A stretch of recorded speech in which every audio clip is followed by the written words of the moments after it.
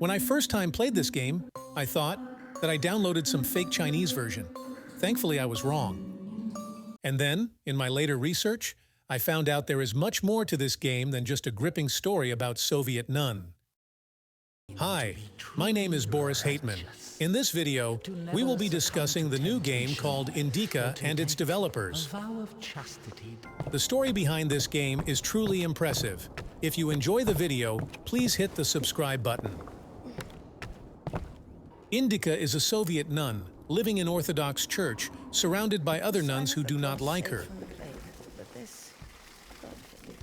She is also very skeptical about her faith to the God.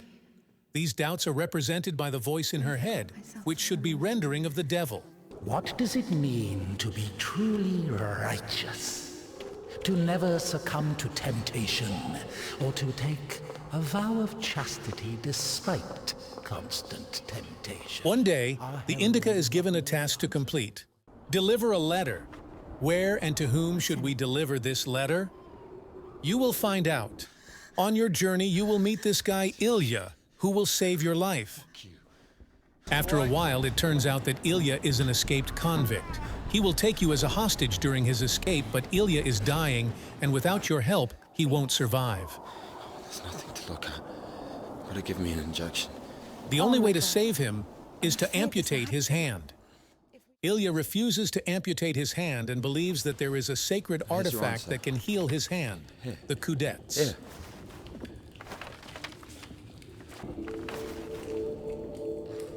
I no longer want to spoil this story, so I will cut it here.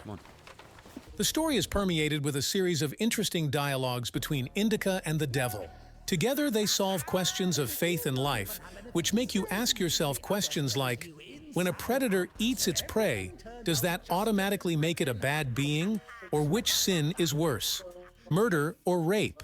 A rapist is better than a murderer.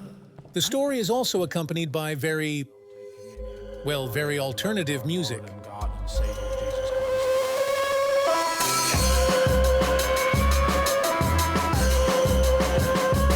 Indika is intertwined with a series of intriguing puzzles that you will have to solve. Sometimes you will have to work with spatial imagination, and other times you will have to switch between two different dimensions to get to specific place. I couldn't find anywhere on the internet why these objects are so big, such as tin cans or these bells. In my opinion, it should represent how small and insignificant we are. Like when you walk into a church or temple and see those high ceilings decorated with religious paintings. Leave me a comment what you think about it. Did I go against you? The story is also told retrospectively. Whenever you go back in time, the game turns into an 8-bit version, which is pretty cool. So, you are gradually discovering the background of who Indika really is and how she has become a nun and why she has constant doubts about her faith. There are many arcade challenges such as racing, jumping, or Pac-Man. Russian video game studio Odd Meter was 1 year into the development of Indika when the Russian government launched a devastating attack on Ukraine. Hundreds of thousands of Russians fled the country, many of whom opposed the war on Ukraine, including the majority of Odd Meter's developers, according to studio founder Dmitry Svetlov. I think this war is largely a consequence of the political infantilism of Russians, which is rooted in Russian Orthodox culture where obedience and patience are the main virtues, constant repentance turning into almost self-hatred. I know this because I grew up in a very religious family and spent a lot of time in church. This is the theme that our game Indika explores. This and the theme of religion in general, which is now especially relevant since the Russian Orthodox Church has become one of the weapons of propaganda.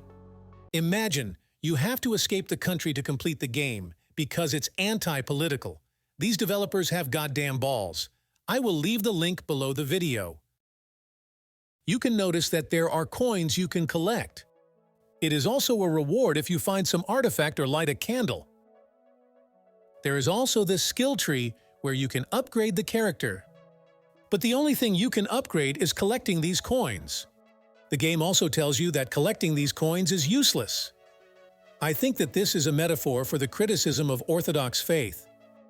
Criticism of faith and its manipulation to control Russian population by priests who justify killing people.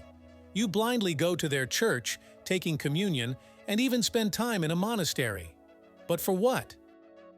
There is an article from Dmitry Svetlov where he said, "Priests just say you should defend your country, you should die for your homeland, and you go to heaven. It's madness." Now, let's talk about some negative parts of this game. Don't expect any action or creative game mechanics. This game is linear, with no more options to finish tasks. There is always one way to finish a given task, no possibility to influence storyline, and some cutscenes are strange. Like this. Wolf is chasing you and you are trying to hide in this building. Suddenly cut. And you have scene without no barricading. Everything is fine. Relax. Take it easy. Weird. In my opinion, personally, I really enjoyed playing Indika. It is not a constantly recurring formula from AAA studios which are afraid to try something new. The storyline is unpredictable, which makes the game more interesting. This game is also force you to critically think about things like faith, live, rules, and so on. I believe this genre is not for everybody, but if you like adventure game with engaging story, you are the right person. Okay guys, thank you for watching. If you liked the video, hit the subscribe button. If you know any other interesting facts about this game, leave me a comment. See you later. Bye.